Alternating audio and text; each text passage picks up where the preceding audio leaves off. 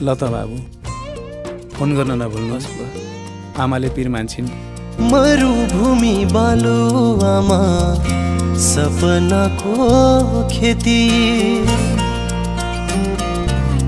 हो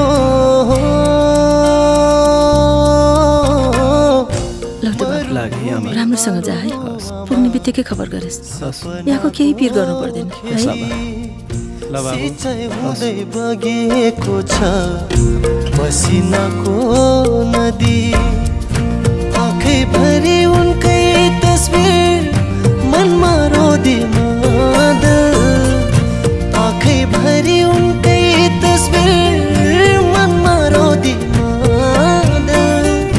बाहिर बोल्ने चर्को घाम छ भित्र कालो बादल बिछोडको गरौँ